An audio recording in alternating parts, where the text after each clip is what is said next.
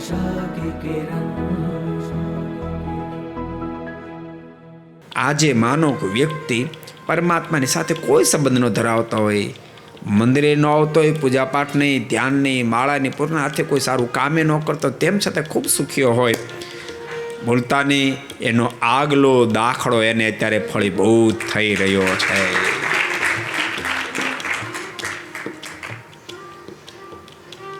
એક ભગત મને કહે કે હું તો ખૂબ ભજન કરું છું, મંદિરે જાઉં છું, બધું કરું, તેમ છતાંય હું કાંઈ કરું તો મને એવડી મોટી સફળતા નથી મળતી. મારો એક મિત્ર છે ને કાંઈ નથી કરતો તો એને બહુ સફળતા મળે છે. એ તો બધી સફળ ને સફળ જ હોય છે. એને મેં કીધું કોઈ દી અનાજ દળવાની ઘંટી જોઈ છે? મેં કીધું જોઈ ને.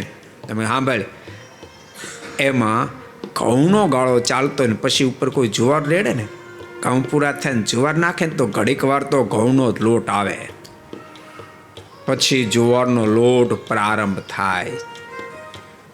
તારા મિત્રએ આગલા જન્મે ઘઉં નકડા દળ્યા છે એટલે હવે જુવાર દળે, પણ હજી એ આગલા જન્મનો ઘઉંનો લોટ આવે છે. અને તેને કરી આગલા જન્મે જુવાર જ દળી. અત્યારે તે ઘઉં પર રેડ્યા પણ હજી તારો ગાળો જુવારનો ચાલે છે. પછી તારા મિત્રને જુવારનો લોટ સ્ટાર્ટ થશે ને તારે ઘઉંનો લોટ સ્ટાર્ટ થશે. થોડી ધીરજ તો રાખ ભલા માણા.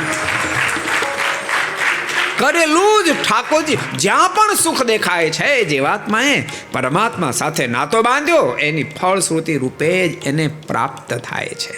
अगर ये वीडियो आपको पसंद आया हो तो लाइक करें और शेयर करना मत भूलिए. सब्सक्राइब करें सरदार कथा चैनल को और बेल आइकॉन पर क्लिक करना मत भूलिए लेटेस्ट वीडियो सबसे पहले पाने के लिए.